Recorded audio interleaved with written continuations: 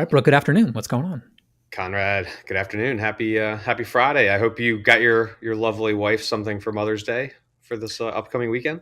I did. It sounds like you're traveling for, maybe is that the present for your wife to do a little bit of Yeah. cleaning We around the came house? down to Bethany and took her down, and my mother-in-law is gonna be coming down, so we got the whole family down here. So yeah, we're gonna be celebrating down here. So I'm sure hopefully my kids got something presents for her. If not, that's the text you can send when we wrap up here, which is like, to your daughters, like make sure, make sure Yes, you get something for mom. It's the thought exactly. that counts is what they say. I don't know if that's Yeah. actually true. I think it's the Well, thought that counts and something nice, but at I least just halfway there is better than none of the way there. I delegate to my kids. They do a very good job. So. Nice, all good. Well, Brooke, some exciting stuff here. A lot of beach maybe themes today, then, because we've got Chris with us today. He's down in Hilton Head. I'm up here in Myrtle Beach, and then you're at a beach, which you're not always. So some good stuff there. But Brooke, how did you originally connect with Chris? We'll have to give an intro here in a second. But how'd you guys originally meet? Yeah, so I think I've said this before, or I've said this many times. Usually the best contacts you make are at conferences, and it's usually they revolve around sitting at a bar. But usually, I think I made the comment it's usually 10 o'clock at night, sitting at the bar at a VRMA or VR Nation conference. But this one was the executive summit 2 years ago. We were outside, and just Chris was sitting next to me at the bar. We ended up chatting, and we've become friends ever since. So it's cool to see how that actually does come in real life. Nice. Well, Chris, I'm assuming you don't always hang out at bars nonstop. I'm assuming you have other pursuits and exploits, as it were. So, for the listeners that maybe haven't heard of you or people that are not familiar with you, Chris, a brief history would be awesome. How you got into vacation rentals, what you're focused on today. Yeah, absolutely. Thank you, guys. Good to see you both. I'm 20 years in the business. Started selling real estate in '03 and naturally progressed into a vacation rental company in '07 when I had my first child, and I didn't want my wife to go back to work. And we started from ground up with 1-2 units and have built it up. And here we are today. I'm not a growth player in the market, if you will. We've got about 26, but very high-end properties here on Hilton Head Island. And it's worked out very well for keeping her busy and out of my hair and me out of her hair. So it's done well. Now my son's about to actually go off to college and study business and come back and put me in retirement, I hope. There you go. I like that. Is that the transition plan? Well, he's going to come back. We'll see how fast he can push me out of the office. But yeah, that's the plan. That's what he wants to do. Has he been? Let me ask you this: did you break any kind of like child labor laws when he was a kid? Like, was he making beds and like cleaning houses for you when he was like? Oh, 6? absolutely. Kid's had a blower in his hand since he was 5 years old. Yeah, blowing off properties. Absolutely. Yeah, I love it. absolutely. We are 2 minutes and 54 seconds in before the first crime was admitted. So I think we're off to Let the record state. Yeah, his sister as well. So it's worked out well. Well. That's Gave good. him, I mean, give there's him so many good family discipline. businesses. So yeah, that's where we're at today, and we're just busy and living life, loving what we're doing. It's a great business to be in. Certainly Absolutely. is. Well, 20 years, Chris, I'm sure, you've learned a lot along the way. So that's kind of the premise of today's episode. We're going to talk about the mistakes that you highlighted in the book. We're going to go through each one, and maybe you have some extra context or flavor to add in. And, Brooke and I have kind of done a few of these, and we've learned something new from each one. There's what we joke about lately on a few episodes. So we've got some greatest hits that keep coming up, but every single time there's something new that we haven't heard before that people can benefit from. So we'll kind of start, if you're cool with it, with number one. Number one, you talked about starting out back in '07. Maybe you hadn't considered the quality and location of the properties that you were taking on into management. Maybe you were just kind of taking on whatever you could. And then after a few seasons, you realized that there was a massive difference between maybe having the right properties and the right owners and maybe the wrong properties, the wrong owners. So you mentioned that you don't have this massive portfolio, this 26 unit count that you have today, but they're high end. So I guess my question would be, how do you find the right people to manage? What does that mean from like a revenue perspective, from an owner perspective? And how do you select someone today to join a more guarded portfolio, would you say? Yeah, thank you. We started out with some things that were pretty far off the beach, had some owners that were pretty thin on capital improvements, and some renters that weren't very, very savvy in how much money they were willing to spend. And it was like a cyclone, man. I mean, the owners didn't want to fix anything. The renters complained about everything. And I'm like, I'm stuck in the middle and I'm not making any money off of this. I'm like, this is crazy.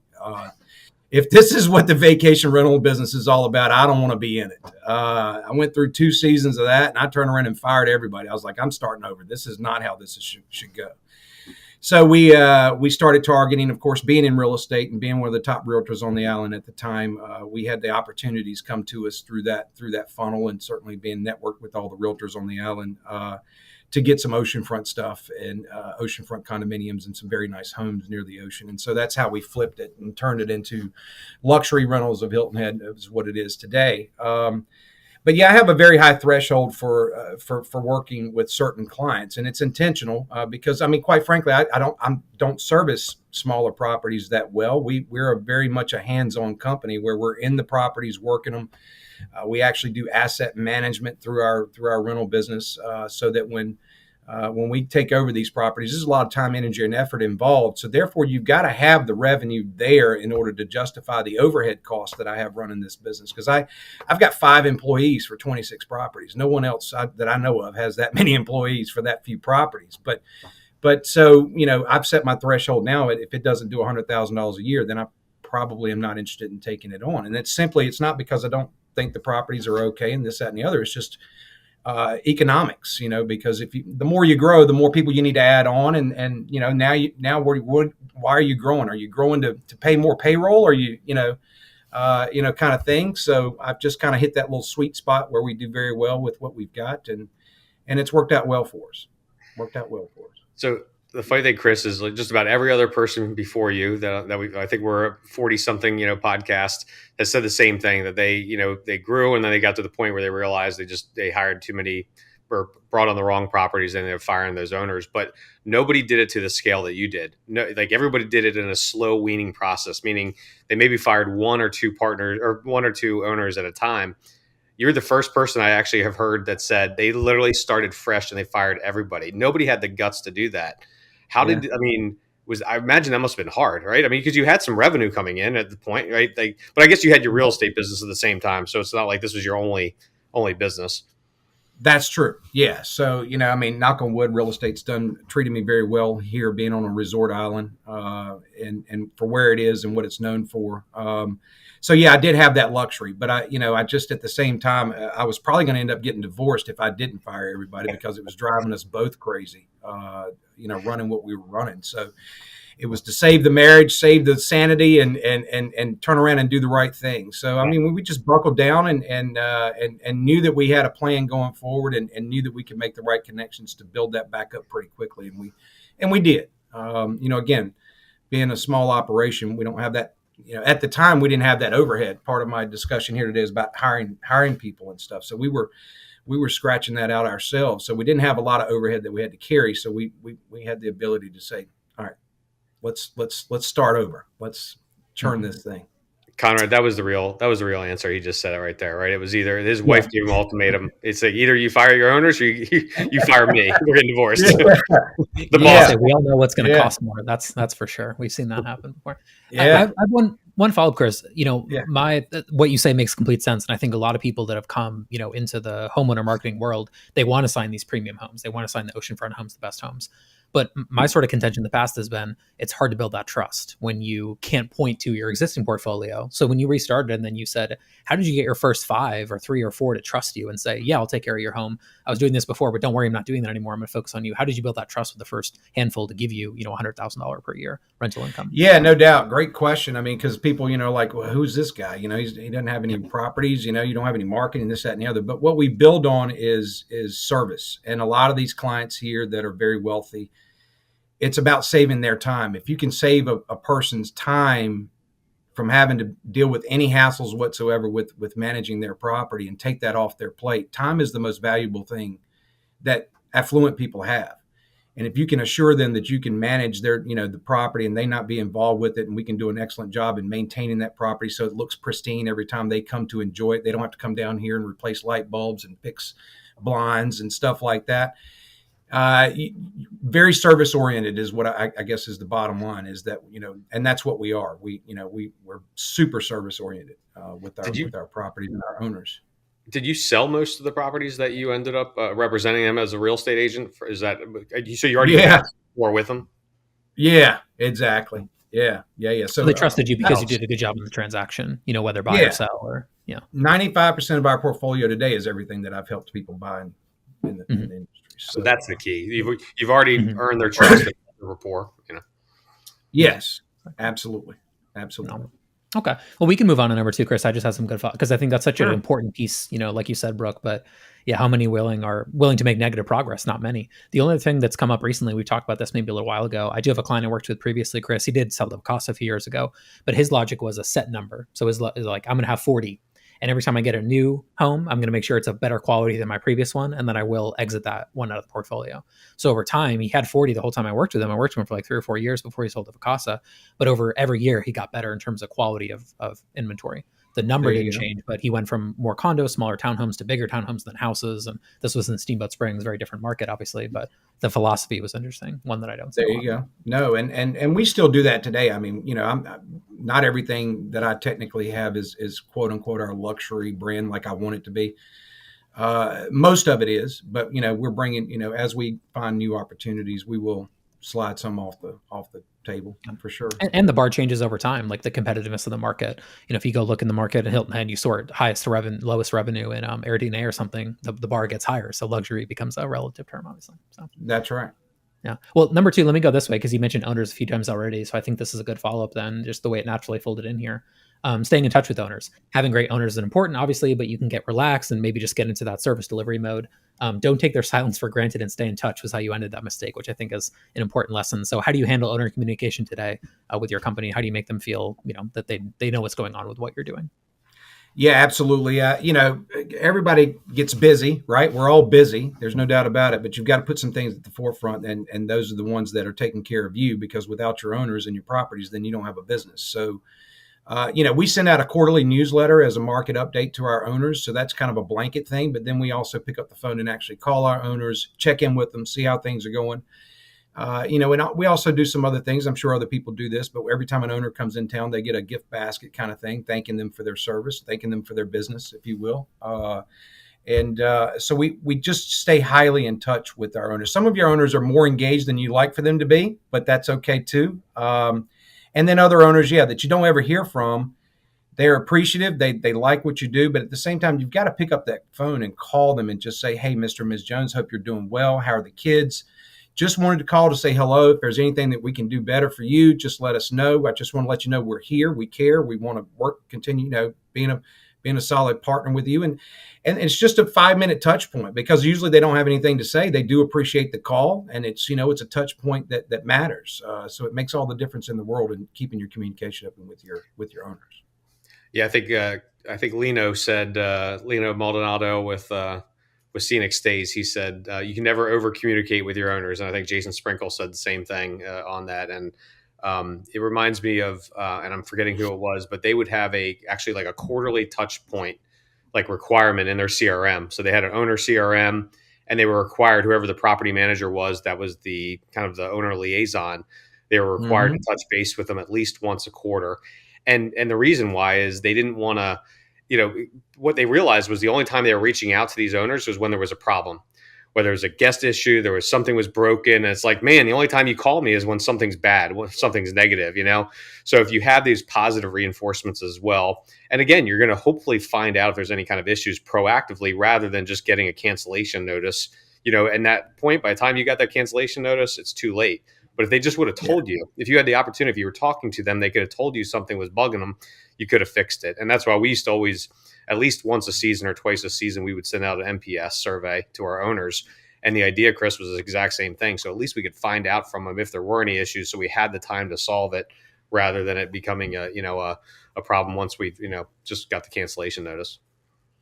Yeah, and you've got your competition is talking to your owners, so you better be talking to them too. So they're definitely reaching out to them one way or another, whether it's a postcard, phone call, whatever the case may be. So, you got to stay relevant in their world, because if they never hear from you, then, well, I don't ever hear from these guys. They don't really care about me. And when you do, and you really do care about your owners, I mean, a lot of our owners have become very close friends of ours. I mean, we'll go out to dinner with them and stuff like that. But some of the owners are not. You never hear from them, and they come in town. They never call, they never write, anything. And so you've got to make that step.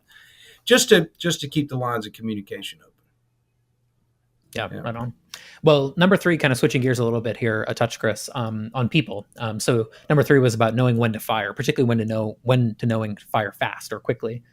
So even once you kind of revamped the company and you started launching with the more, premium properties, maybe you had some people that weren't a good fit.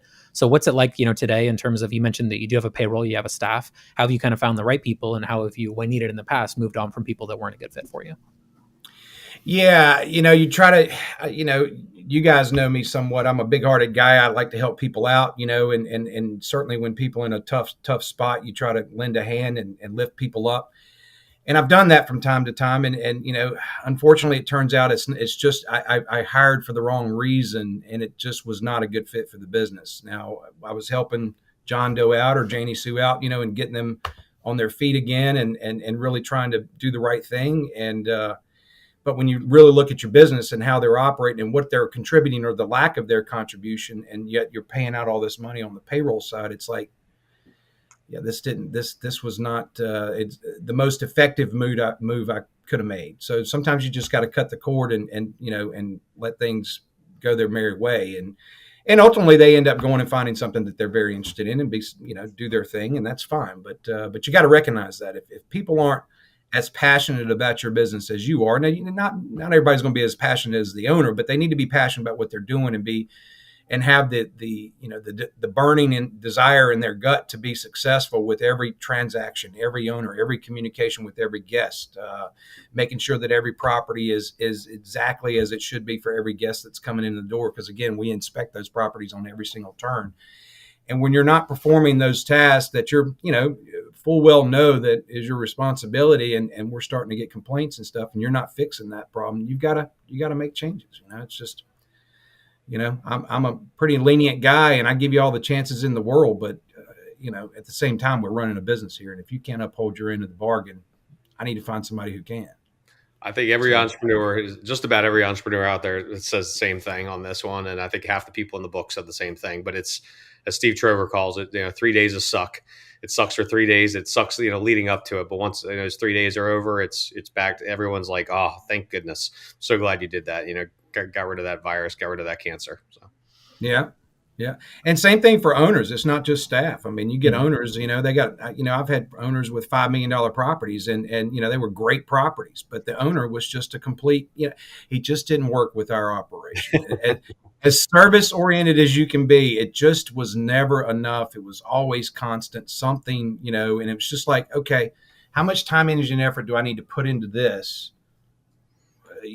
One property when it really was all uncalled for. So you got to realize that you got to find, if you got time wasters. I teach my realtors this, that that if somebody's wasting your time, don't let them waste your time. Your time is the most valuable thing you've got as well, and you got to put a price on that. And if somebody's wasting that time, cut them loose. It's not worth it. Don't keep chasing it, because all they're doing is burning up your time. Yeah, we didn't know that one, did we? Fire owners. Yeah, that one's a common one. The way that I think about this internally, I don't know how you guys think about this on your side, Brooke, but I say there's people who give an unreasonable number of reasonable requests. So sometimes we get reasonable requests, from clients or projects or things we're working on. But sometimes it's like, all right, you're actually kind of making reasonable requests, but you're making an unreasonable number of them. It's just nonstop, like you said. This is off, this is wrong, this is wrong, this is wrong, and to your point, it's just not a good fit anymore. So. Right. That's kind of the way that I've thought about it. So, well, maybe that brings us nicely into number 4, which is a little bit different. I don't know if I heard this much, although I've heard people doing this. I don't think we've covered it on previous episodes with too much detail. So number 4 was not having a per month management fee. So for years, we would chase down every little light bulb, battery, air filter, small things, and it was kind of maddening and a waste of people's time. So you developed a per month management fee that covered small incidental items, small repairs, things like that. So that people, you could go do those small things a little bit more easily. So I guess if you're willing to share, what does that fee kind of look like? How do you decide what a fair fee is on both sides, and how has that helped you just make the operation maybe simpler as well? Yeah, man, that's the smartest thing I've ever done. I mean, it's basically a general fund. So every property, whether it's a villa, it pays, I think it's $95 a month, and homes pay like $150 a month. And it covers a slew of things. I don't have to worry about buying a light bulb, making sure it gets into the accounting system, get my wife involved to do an invoice, put it on the statement, for the owner to call up and ask me why I'm charging him $6 for a light bulb. It's a complete waste of everybody's time. So besides that, we expanded that into air filters. We change them 4 times a year, so you don't have to worry about it. Batteries. We even leave extra batteries in cabinets or wherever for the guests in case a remote battery goes out. You got batteries. If they happen to take them and put them in their little remote control thing that they game the kids have got or whatever, so be it. It's convenience for them. But we expanded it even into doing extra amenities like full dishwasher soaps and rinse aids. It's Drano. It's actual hand soaps at every sink. That instead of this little square bar that the housekeepers leave, it's an actual full soap jar kind of thing. And we've even expanded it more this year. We're actually supplying trash bags, tinfoil, saran wrap, those types of things that you think about if you're coming into town for 3 or 4 nights and staying at a place and you're trying to cook a meal or whatever. You don't need to go buy saran wrap. You don't need to go buy tinfoil, that kind of thing. So it's a convenience item that we use as a marketing tool for our properties as well.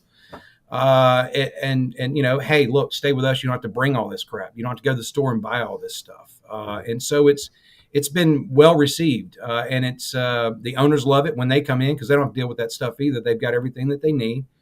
And it's just accounting wise, it's clean, so, and my staff knows if we run out of something, go buy some more and put it in there, and we keep backup stock in owners' closets and stuff. So it's worked out really, really well. In fact, several other companies in the area have mimicked this since I introduced this, because again, what are we chasing a $6 light bulb for? It's right. Just a waste of everybody's time. Well, yeah. You probably save more time and money than just all the pushing all the paper and the tracking of it, right?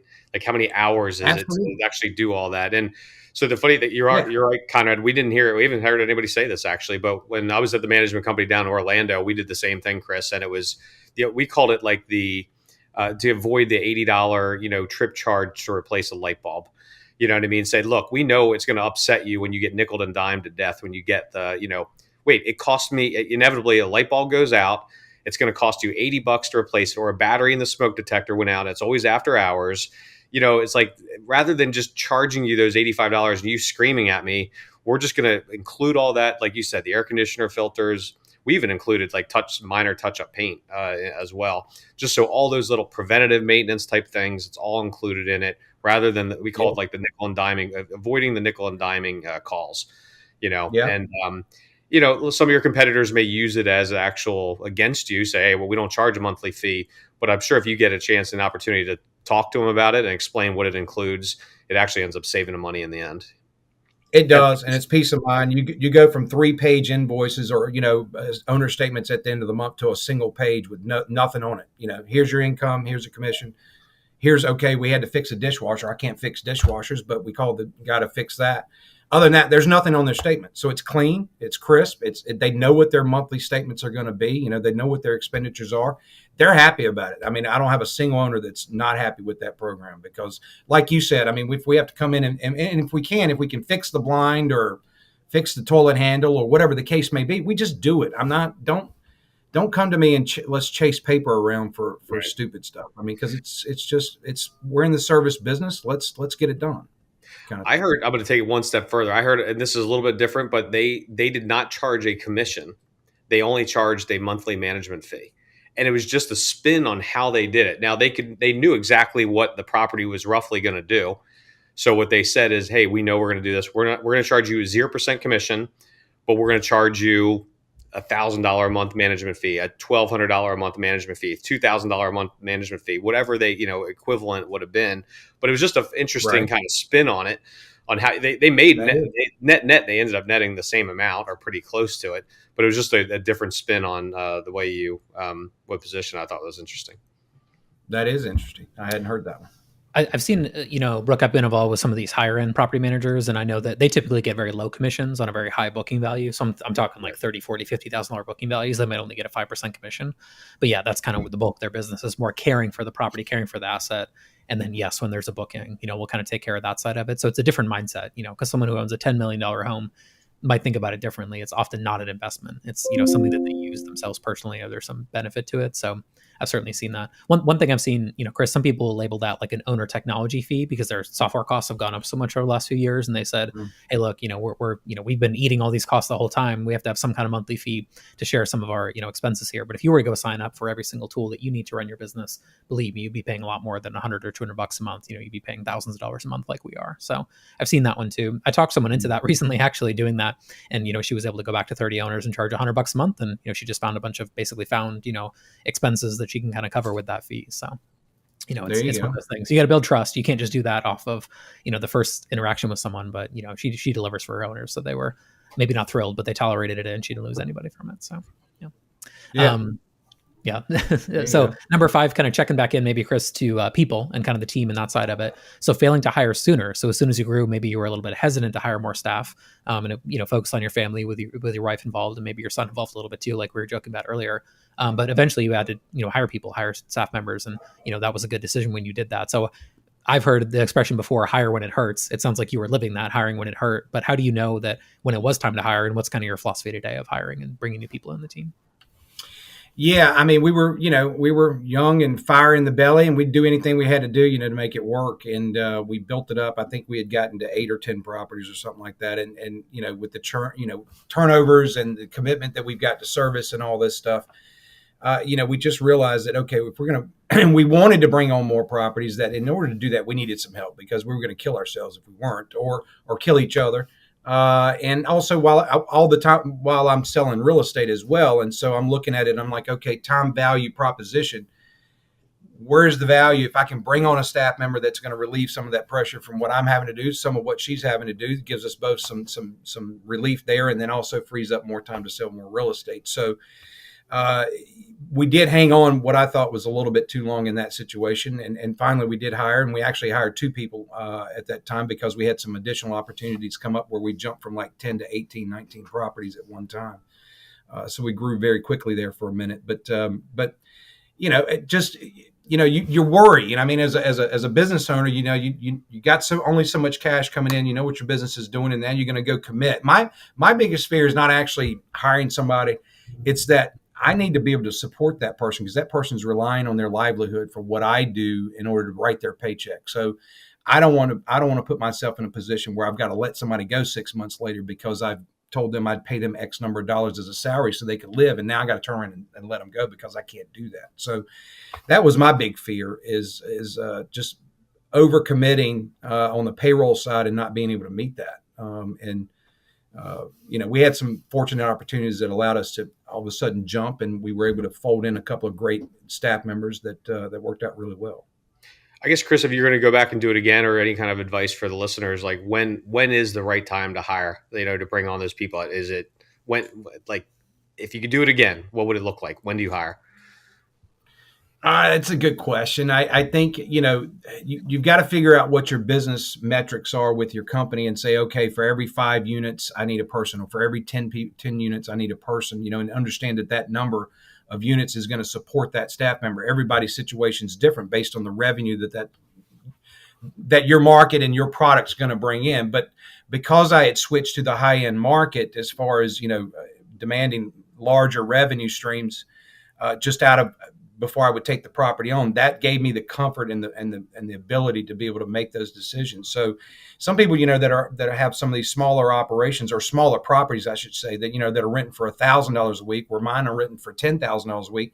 That's a big difference. And so, it's almost on a case by case basis, I think. But at some point, you've got to realize that there's more to life than work, and you've got to get some help to help you out and make sure that you don't, burn yourself out. Because once you do that, you're not any good to anybody, yourself, your family, your owners, or anybody. You're just, you're not a good person to be hanging around, and you got to realize that within yourself. So financially, it comes down to, when can you actually pull that trigger? So, and then that varies based on just what it is you're managing, I think.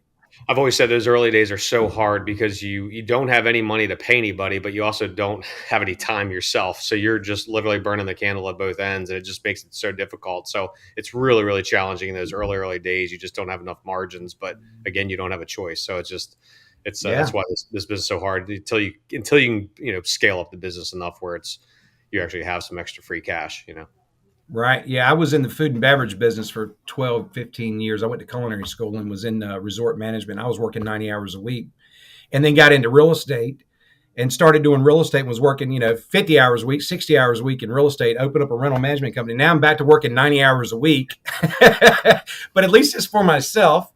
But you grind it out, man. You got to do what you got to do in order to get there. But have that goal and have that in mindset so that when you do grow and you grow right and you grow properly so that you can afford those other assets that you need. You need human assets to help you out. You can't do everything yourself. You just can't. Yeah. I've always felt with me personally, it's like, taking a leap, and I guess my hope is that I'm hopping down 2 or 3 stairs, not 12, so it's like you sometimes have to eventually be like, I need to bring this person on, it's going to be a little bit more of a financial commitment, but if I'm hopping down 2 or 3 stairs, it's like, all right, maybe if I sign 2 more clients, like that'll help me level me out pretty quickly. I'll get back to where I was, but I just don't want to have to leap down 10 stairs at the same time. That's how you fall and break your ankle. There right? you go. Yeah. How much can you chew off, in one sitting? So. Right. So same kind of thing, maybe not on the team side, more on the tech side, number 6 on your list here, Chris, hanging on to the old because it's easier, maybe more on the technology or PMS side. So you mentioned you started with a particular PMS system. You were happy because you maybe didn't know what alternatives were out there. And then eventually you made a PMS change to a newer system, maybe a more modern system, and you saw a lot of benefit from it. So how do you kind of choose when to change technology? Because it is kind of painful to change tech, particular PMS. How do you know when it is time to change or when it is time to kind of stick with what you got? How do you think about that now?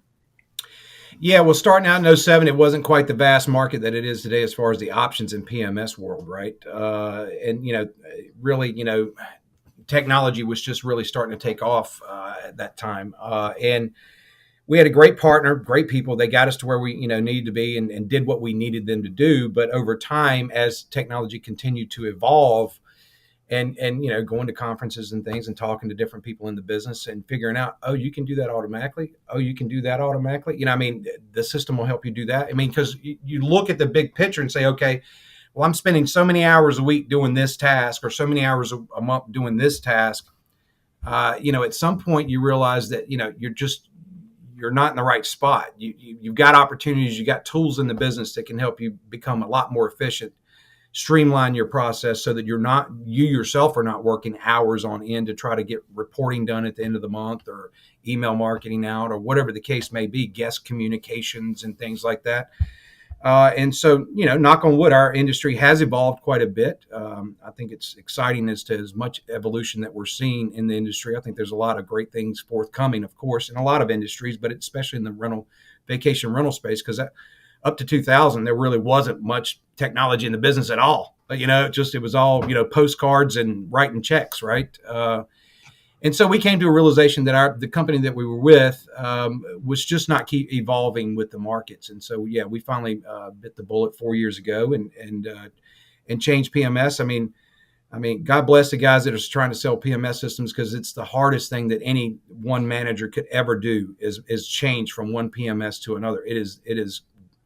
I'd rather stick a needle in my eye than to go through that again. It's just painful. It's a very painful process. And when you're trying to run multiple companies and do different things, it's even more painful because, you gotta spend a lot of time doing that.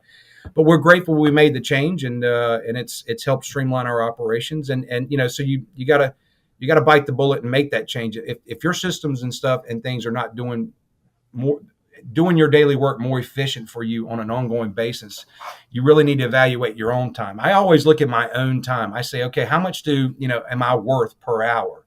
And I tell all of my team that works with me, how much are you worth per hour? I don't know how much it is. You tell me. Okay, well then for every hour of your working day, this is what it's valued to you. If you're not doing something that's worth that value, then you need to stop doing it or find something else that will do it for you. And so, when you look at things like that, it can change the way you look at things in a lot of ways. Because if you're spending 4 hours a day and you value your time at $300 an hour, or whatever the case may be, that's $1,200 a day you're burning on doing this task. Is it worth $1,200? I don't know.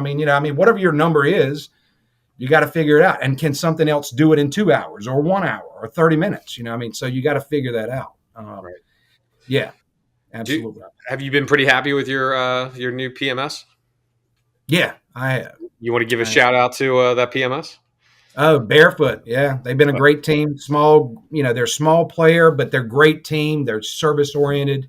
We're a small player. We're high highly involved in our properties and what we need a system to do, and the communication with our guests and stuff like that. And so their niche market is perfect for us, and have done very well for us. There you go. Sure. Shout out for Barefoot. You're welcome, Ed. Ed owes you a beer now with the next VRMA. Yeah. I will say they do sit in a unique spot. Just my personal experience with them, Chris, having some clients that use their system where they will customize it for you, right? And that's such a rare thing in this space, because so many PMS platforms, even really great ones, just kind of say this is how it works, that's how it is, and they're not like that. So there you go. Yeah, they've been great to work with. Yep. Absolutely. All right, so let me go to number 7 here. So this is a fun quote that you saw that I just read off here. What we have is a failure to communicate. So talking about getting the right communication in place with the guests themselves and getting that and stuff. You talked about homeowner communication a few blocks ago, Chris. Tell me about the guest communication. How do you guys have that dialed in now, both with the PMS you're using or what you're doing internally with your processes? Yeah, well, I mean, it seems like a lot of what we do in this industry is we need to communicate, whether it be owners, guests, employees, staff members, marketing, whatever the case may be. But communication is key, and having systems in place to streamline that is important. We brought on Breezeway for their their guest texting app, which has been fantastic because now we can communicate with the guests directly when they're here in an automated fashion, where it sounds like we're actually reaching out directly to them on a one-on-one level. Knock on wood, we don't have to do that because of the volume, it can get pretty high for us from time to time, but also email communications and automations when a reservation comes in. As a smaller company, when you're a smaller operation, your biggest challenge is trust with your guest, because they don't know who you are, they don't recognize the name, and you've got to build that trust with them to ensure that they're in a comfortable spot. Because if people aren't comfortable with whatever they're buying, in any case, you're buying a widget from the store, or offline, whatever the case may be, you're not real sure if the thing's going to work the way it should. Well, we're here to communicate immediately when the reservation comes in, a week later, 2 weeks before arrival. All of these communications, there's about 16 different communication points with a guest without being, a burden to them, because a lot of it is very informative communication, puts their mind at ease throughout their entire process, which has helped lift our Google reviews. Our company reviews have gone through the roof. And our repeat business has gone through the roof because we are communicating with people. People know that we care. When they have an issue, it gets resolved immediately, kind of thing. And that's part of communication, right, amongst our team. So communication is key. I mean, it's nothing more aggravating than to order something or buy something and then never hear from the company again, and not real sure if you're going to get the product, not real sure if it does what it does. Even if you got a question about the product itself and you ask somebody and then it disappears into the oblivion, that's not a good experience, right? So you got to think about the aggravation and the anxiety that you put in people's minds when you're not communicating effectively with people. And when you do communicate, and sometimes, yes, we have to. Sometimes we'll get the comment from the guy who made the reservation. Usually it's mostly women, but the guy who made the reservation is like, "My God, would you guys stop texting me or whatever?" I'm like, "Well, dude, 99% of our people love what we do because it brings information to them. So we don't want to over communicate, but at the same time, we want to be effective in what we're delivering." Yeah, but it's kind of like what we talked about earlier, right? The over communication, maybe perturbs people a tiny bit in some situations, but it's much worse than the alternative, right? If I didn't hear from you, especially like you said, luxury premium rentals going for $15K a week, and I gave this company $15,000, and they didn't say a word to me, right? That's right, exactly. You don't value my business. No, we value your business very much, and we want to show you that we value your business. So it's the communications oftentimes are double linked. One, it's very informative about where you're staying or things to do while you're around that particular property, or maybe even events in the area, that kind of thing. But it's also maybe some questions about what we need from them as well. So it's twofold. Hey, we need to know this, but at the same time, hey, try these things out while you're here, kind of thing. So it's it's not all about it's about supporting their experience is what it boils down to. Yeah, right on. Yeah. Awesome. So I think I can double end 8 and 9 here, Chris, because I think they kind of speak to the same idea, and maybe there's something you could share kind of about your discovery and the other project that you're involved with. because of this. So number 8, for the benefit of the listener here, is not understanding the value of direct booking. So maybe for a long time you were more OTA focused, and then over time you kind of realized the benefit of direct. That uncovered an insight for you that maybe gave you an idea. But it ties into number 9, which is talking about your reputation. Maybe you're not the biggest, you don't have the most properties in the island, like we've talked about before, but how do you make sure people know you well? So maybe talk about those 2 ideas, and then what kind of tech discovery did you make along the way when you were working on getting more direct bookings on your website? Yeah, for 15 years, we were highly reliant on the OTAs because that's just all we knew, and that worked well for us. This is a big VRBO destination on Hilton Head, and it worked fine, and didn't really think much of it until you should really start looking at the numbers in several different ways. It's not just the numbers themselves that people are staying longer, they're booking further out, and that kind of thing. But you also have now, you own the guest communication. And you get that guest loyalty through that communication, as we just talked about. But you also get the guest reviews, and reviews are being written about your company versus a third-party company. So it all kind of folds in together. And actually, we did a study with the Key Data's end-of-year stats that shows how impactful raising your direct bookings. At the time, I was at 23% direct bookings. Now I'm at 70%. That is a massive lift. We took those numbers and looked at the longer length of stay, the fact that they were booking further out, so you weren't discounting your property, okay, and then the higher ADR because they're staying longer, they're paying more when they do book direct, because a lot of times your last minute stuff on VRBO, whatever, it's discounted pricing, but then you take into factors of your escrow account. I'm holding on to my money. Well, VRBO doesn't hold your money, but Airbnb does. So if you're heavy on Airbnb, that's expensive. They're making a ton of money off of that. In fact, I just did the quarterly report thing that you just sent out and ran those numbers. It's $740,000 a day they're making off of interest. A day. Just off interest. There's worse things than that. There's worse businesses. And I'm sure they've got some. Their CFO is pretty sophisticated. I'm sure he's gotten some pretty decent returning vehicles too. Oh yeah, absolutely. Not just a money market account in his bank. Yeah, a money market account with billions of dollars in it, just like checks it every day. Like, yep, I justified my salary today. yeah. So it's crazy. I was using 3% return on that money. I was like, it's probably more than that, but and it could be double that. Yeah, it could be.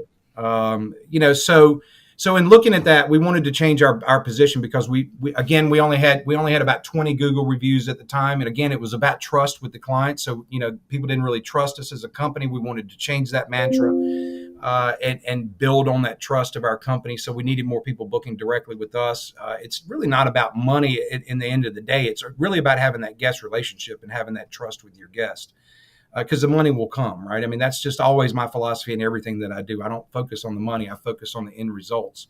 When the end results are positive, then the money will come, okay? That's just how I've always worked. And so my partner and I that did my website for my vacation rental company has done my real estate websites as well. We came up with an idea of the price comparison tool. And it's changed. It literally turned my company completely 180 degrees from 23% direct bookings to 70% direct bookings. It's made a tremendous difference in my company, and it's made a tremendous difference in my staff and everything that we do because we're not relying on somebody else. We have guest communication. We're getting more loyal clients. It's just been a lift all the way around for the operations. It's been so positive. And are you using that in your marketing to owners when you present to a new owner? Is that kind of a differentiator too? It is. We do use it, and we've got some data that goes on the back end that we can show the owners of what great job we're doing marketing in that particular location to support them in their property and let them know that we're actually driving revenue for that area and that we can support them in our ecosystem and do a good job, bringing value to their property, but also we use it in our email communication to our guest database. I mean, we've been doing this for 7 to 18 years. We got a pretty decent database. We'll email back those clients that have stayed through the OTAs and put a little screenshot of that in there. And they're like, okay. I had Miss Jones, if you will, from this one house that would come back through VRBO every year. I'm like, Miss Jones, why don't you just book direct? Well, I just like them. Okay, well, guess what? She started seeing this on my website. She's like, I don't really like them that much. I'm like, okay, I try to tell you. So that's why, we've gone to 42% repeat business, direct. So it's been very, very impactful. very Chris, impactful. I think last week we were talking about this, and this is Conrad's specialty. Obviously, is helping try to drive direct bookings. And I think you said, Conrad, like the optimal split is that 65 to 70% direct Yep. bookings, and I think that's bang on. I don't think you want to be too much ahead of that necessarily. I mean, if it happens, it happens. But I think there's optimal numbers in gathering more direct bookings through Airbnb and Vrbo, and then you're present there. You'll show up, you'll get visibility there. But I think you've got a really winning formula. And just as a quick sidebar, I know we're here mostly talking about your vacational business, obviously, Chris, but we have been some of our clients use this tool on their website as well. So we'll put a link in the show notes so people can check it out and learn more about that. We have a lot of our partners that are using it. Chris, hats off to you and the team for building this. I've seen it firsthand, and I've seen a lot of our partners use it, and I see how they're driving direct bookings, directly from it. So good job to you guys for seeing the void and the need in the industry for it, and then going out there and actually doing something about it and building a product. So building software products is not easy, especially when they have they pay for themselves 10x over very, very quickly. So good job. It definitely has not been easy. That has been a larger road to hoe than I thought it would be. I mean, it's cost obviously a lot more money than I thought it ever would, but that's okay. It's having an effect, and it's having an impact on the market. It's changing a lot of companies for the better, and we're glad to be where we're at. I appreciate it. Absolutely. Nice. Awesome. Well, I think we got 2 left here, Chris. We got number 10, and then Brooke's got a question, I think, to bring us home. So we'll try to, wrap it up here and get to an end. But it's been awesome so far, Chris. So we appreciate you, taking the time. But number 10 was an interesting one. So maybe if we haven't already gone through kind of this topic yet, any final thoughts here on, you mentioned taking your hands off the wheel. You own 3 companies. You've talked at length about the tech side, obviously the real estate side and the vacational side, how to make sure you kind of keep your eye on the ball and keep a pulse of what's going on, even if maybe that company or that project is not in your focus at that given time frame. How do you handle it? How do you juggle all those balls and keep them all in the air, I guess is the question. Yeah, it's a great question. My staff asks me that all the time. Like, how in the hell do you do this? Because it's a lot. But it comes from being organized and to an extent. At the same time, I'm giving my staff the leeway to lead for themselves, and give them the growth that they want to do and improvements that they want to do. I give them the leeway to make those changes and improvements. But at the same time, you got to stay involved because the communication is important. Again, go back. We've said communication throughout this whole conversation is you got to communicate. And so we have weekly meetings every week where everybody chimes in, talks about their challenges, talks about their wants and desires, and we all work through things. And we my phone is never off. They can always call me, kind of thing. And I'm in the office every single day. I'm visible. But yeah, you can. If you sidetrack too much into one direction and forget about one of your operations, well, it's definitely, you're going to see it faltering because you just got to stay involved. No, not everybody has all the answers, and usually the guy like me that really is driving the train as far as the innovation and stuff is the guy who's thinking outside the box and bringing new ideas to the group. Not that the group certainly brings ideas, but my mind's always churning, so I'm always looking for the next cool thing to do, the next neat idea, such as the per month management fee. Let's get rid of this crap. Let's put that in place. That kind of thing. But it's all about communication and meeting and staying in touch with your staff, because even though you're out doing other things and know you're trying to do the right thing to conquer the world or whatever it is you're doing, you need to stay in front of them and keep them relevant and important in your operations. Well said. And I think we'll end it there. So the last question I have for you, Chris, is if you could go back in time and ask your 25-year-old self or give your 25-year-old self a little bit of advice, what would it be? I don't know. Maybe buying Google or Apple stock sooner. I think probably the most important one is personal value. Placing a value on your time and what you're doing every day, and really understanding the value of time and what is it worth to you and how much money do you want to make this year? Well, okay, that's how much your hourly net worth is. Now just go out, do it, and make sure that every hour that you spend on any task are worth reaching that goal and making sure that you get there. So just having that forethought to understand where your revenue is coming from and where your expenses are going and how you can control both and still live your life. Love that. That's great. Awesome. Thank you. Well, Yeah, Chris, thank you so much for your time. I appreciate it. I know we're up against it as far as the time we had with you today, so we thank you. We'll put some links in the description to the show. People can obviously check out direct booking tools. I think that'll definitely be of interest to some people listening. And then, of course, we'll put a link to your company. People Thank you very much. Ever have them down there to Hilton Head, they should stay with you. So thanks so much. We appreciate it. And we'll catch you everyone in the next episode. Drop us a review in your podcast app of choice, Spotify, iTunes. That's where we get the most downloads. We appreciate a review there the most. Thanks so much. All right.